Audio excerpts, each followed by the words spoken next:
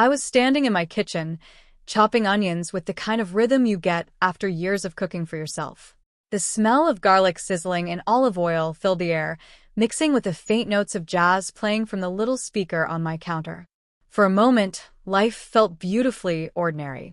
My silk blouse still clung to me from the day's work, and I remember laughing at myself for being too tired to change before cooking. Then came the knock. It wasn't the friendly, casual knock of a neighbor. It was sharp, firm, the kind of knock that makes your stomach drop before your mind even catches up. I wiped my hands on the towel, my heart pounding a little faster, and walked to the door. When I opened it, a police officer stood there, his hat tucked under his arm, his face drawn into something between duty and pity. "Ma'am," he began, his voice heavy. "I'm sorry to disturb you," but he glanced at his notepad. "Sir, your wife was in a fatal car accident." For a moment, I froze. His words hit me like shards of glass. "Sir? Wife." My brain scrambled to catch up with what he was saying. I wasn't anyone's wife. Not anymore. My grip tightened on the edge of the doorframe, and I felt the world tilt in slow motion. Somewhere behind me, the garlic was burning, filling the apartment with the acrid smell of something ruined. I looked at the officer, my pulse thundering in my ears, and I knew this night wasn't about the accident. It was about the past I had tried so hard to bury. I wasn't always this composed woman standing in a downtown apartment with polished floors and a stocked pantry. Years ago, I was just a girl no one believed in. I grew up in a house where silence was louder than words. My parents loved me, yes, but they loved control more. My father thought a daughter's future should be simple. Marry well, stay quiet, live small. My mother never challenged him. She just adjusted her pearls and nodded along. At 21, I made the mistake of telling them my dream. "I want to open my own design studio," I'd said one evening, my hands trembling as I laid out sketches on the dining table. Pages filled with colors, patterns, visions of things I wanted to create. My father barely looked down. "Design? That's not a real career, Allison. You'll starve." My mother sighed, her eyes flicking toward the gold ring on my finger, an engagement I hadn't wanted, but they insisted on. "Sweetheart, focus on your marriage. Stability matters more than doodles." The word stung. Doodles. My throat closed, my chest heavy, as if every sketch I'd ever made was being torn apart in front of me. I remember my hands shaking, so hard I nearly dropped the pencil I was holding. That night, I packed a small suitcase. My clothes, my sketchbooks, a pair of worn sneakers. But before I left, my grandmother, quiet and gentle, slipped into my room. She pressed something into my hand, a delicate silver bracelet, thin but sturdy, with tiny etchings of vines curling along it. Her voice was barely above a whisper. "Strength runs in our blood, Allison. Don't forget that." I clutched it like a lifeline. When I walked out of that house, my father's angry voice chased me down the hallway. "You'll come back. You'll fail, and you'll come back." But I didn't look back. Not once. I stepped into the cold night, suitcase rolling unevenly over the cracked driveway, tears blurring the streetlights. I was terrified. My bank account had barely enough for a month's rent in a shoebox apartment. I had no job lined up, no plan other than don't go back. But the bracelet glimmered under the streetlight as I tightened it on my wrist. For the first time in my life, fear and freedom felt exactly the same. The first apartment I rented was no bigger than a walk-in closet. The paint peeled from the walls, the radiator clanged like a broken drum, and the pipes moaned at night, as though the building itself was tired of standing. But it was mine. My space. My freedom. The first week, I lived off canned soup and instant coffee. I stretched every dollar, sometimes choosing between bus fare and groceries. At night, I'd sit cross-legged on the floor, my sketchbooks spread around me, drawing until the pencil marks smudged my fingers black. But freedom comes with fear. Some nights, I stared at the ceiling, wondering if my father was right, if I'd crawl back home in defeat. My heart would pound so hard I could hear it in the silence. Then came my first break. I found a part-time job at a small print shop downtown. It wasn't glamorous, copy machines humming, ink staining my hands, but it gave me access to tools. One evening, I stayed late, using leftover paper scraps to print samples of my designs. Posters. Cards. Simple small things. The owner of the shop, Mrs. Rodriguez, caught me one night. She was in her 60s, sharp-eyed with a streak of silver in her hair. I braced myself for a scolding, but instead, she picked up one of my prints and studied it carefully. "You did this?" she asked. "Yes," I whispered, already preparing my apology. Instead, she smiled. "You've got an eye, Allison. Don't waste it." Those words lit something in me. For the first time, someone outside my grandmother believed I could be more than a failure. Mrs. Rodriguez became my mentor, teaching me not just about print and design, but about business. "Talent gets you noticed," she said once, handing me back a stack of flyers. "But discipline keeps you alive." So, I disciplined myself. Long nights turned into longer months. I designed for local coffee shops, small boutiques, even wedding invitations. Each job was small, but each check mattered. I remember the first time I earned enough to cover rent without touching my savings. I sat on the floor of that tiny apartment, my hands shaking, tears slipping down my face as I whispered, "I can do this." I didn't tell my family.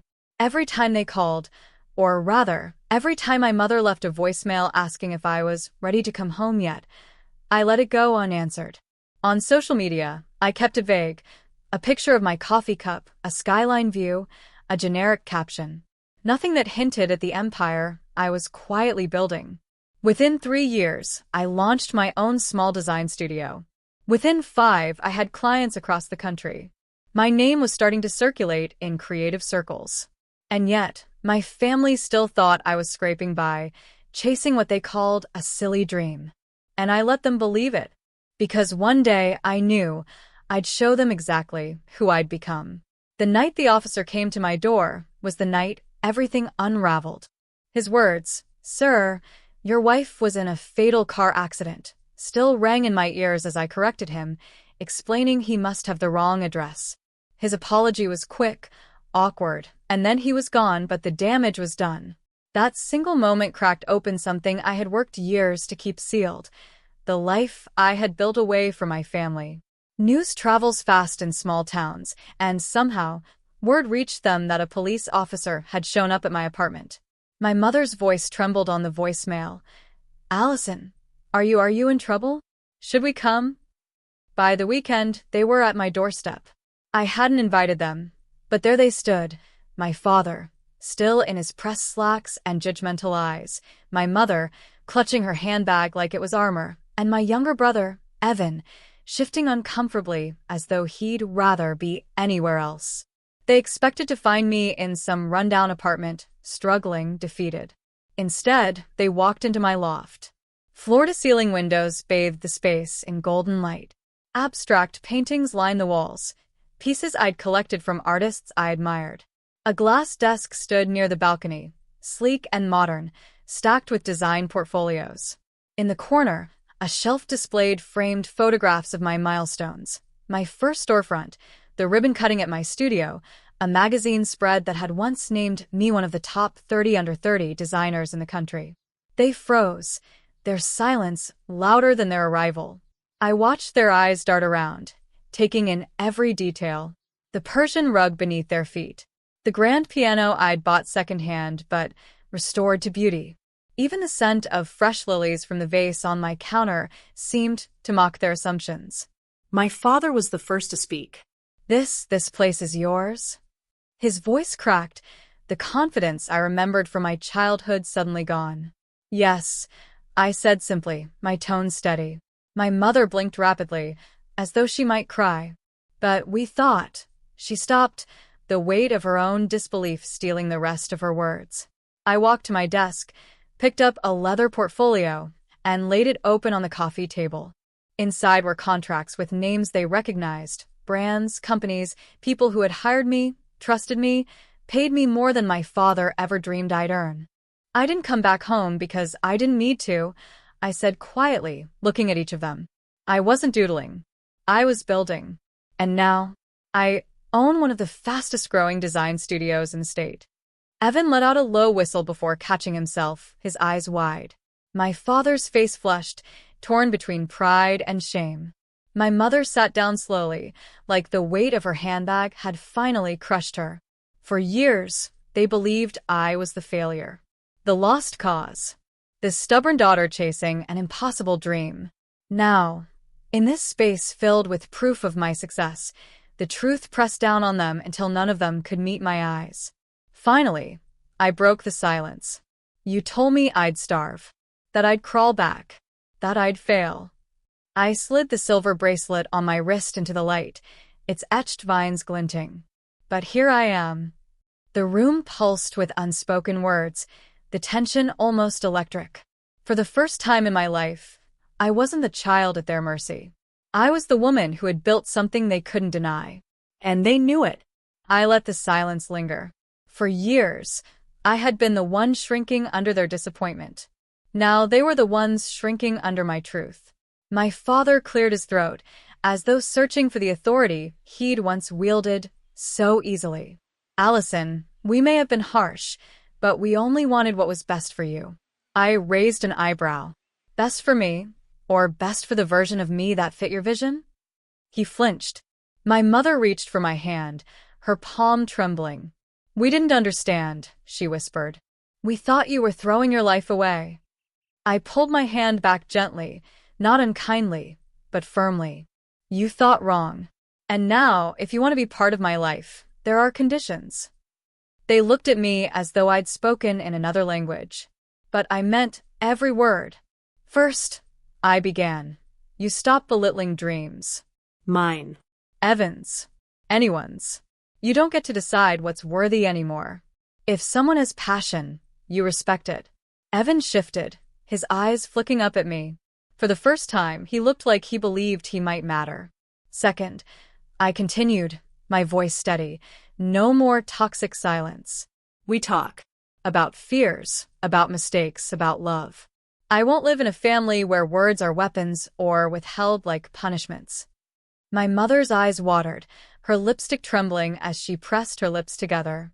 And third, I said, my hand brushing the bracelet at my wrist, you face yourselves. Dad, that means letting go of control. Mom, that means finding who you are beyond pearls and appearances. And Evan, I turned to him softer now. It means chasing the life you actually want, not the one you think will make them happy. Evan swallowed hard, his atoms apple bobbing. I've always wanted to open a music shop, he admitted quietly. But I never said it because, well, you know. His glance flicked to our father. The air shifted. My father's jaw tightened, but he didn't speak. For once, he didn't shut a dream down. I leaned back in my chair, folding my arms. These aren't suggestions. They're conditions. If you can't meet them, then this, I gestured around the loft, around the life I'd built, is where our paths end. I won't carry the weight of your doubt anymore. It was harsh, but it was also merciful, because for the first time, I wasn't just fighting for myself. I was offering them a way forward too. My mother nodded slowly, tears streaming freely now. I can try, she whispered. Evan straightened, his voice firmer. I will. My father's silence stretched like a taut wire. Finally, he let out a breath, heavy and unsteady. I don't know if I can change, he admitted, voice low. But I don't want to lose you again. I studied him, searching for sincerity. And for the first time, I saw not the towering figure of my childhood, but a man, flawed, uncertain, aging. Then prove it, I said softly. The balance of power had shifted. The girl who left with a suitcase and tears had become the woman setting the terms. And they knew it. Change didn't happen overnight. It never does. But slowly, almost imperceptibly, I began to notice the cracks turning into openings. Evan was the first. He called me one afternoon, excitement brimming in his voice. Allison, I found a small place for the music shop. It's nothing fancy, but it's mine. I could almost hear the freedom in his words, the same freedom I once felt dragging that suitcase into the night. My mother followed in quieter ways. She began taking art classes at a community center. For years, she had buried her own creativity beneath pearls and expectations, but now, she sent me photos of canvases splashed with colors I never thought she'd dare to use. She still stumbled over apologies sometimes, but each brushstroke seemed to say what words couldn't. And my father, he was the hardest. He never became the man who praised easily, but he learned the art of silence without scorn. He listened more. When Evan talked about his shop, Dad didn't cut him off. When I mentioned new projects, he didn't dismiss them. That in itself was progress. One evening, weeks after that confrontation, I stood on my balcony overlooking the city lights. The bracelet my grandmother had given me glimmered against my wrist, catching the glow of passing cars below. I ran my fingers over the etched vines, remembering her words, "Strength runs in our blood." Back then, I thought she meant survival. Now, I understood she meant transformation. I thought of the girl I used to be, the one who trembled in front of her father's disapproval, who nearly believed her dreams were just doodles. And I thought of the woman I had become, the one who built an empire from those very sketches, who had turned silence into power, doubt into discipline. The garlic had long since burned that night the officer knocked on my door. But in a strange way, that ruined dinner marked the beginning of something whole. Because it forced me to open a door I'd been too afraid to touch. It forced me to let the past face the present. And in doing so, I finally saw myself clearly. I wasn't just Allison Parker, the daughter who left, the girl they doubted, the designer who made it against the odds. I was strength. I was freedom. And I would never apologize for it again.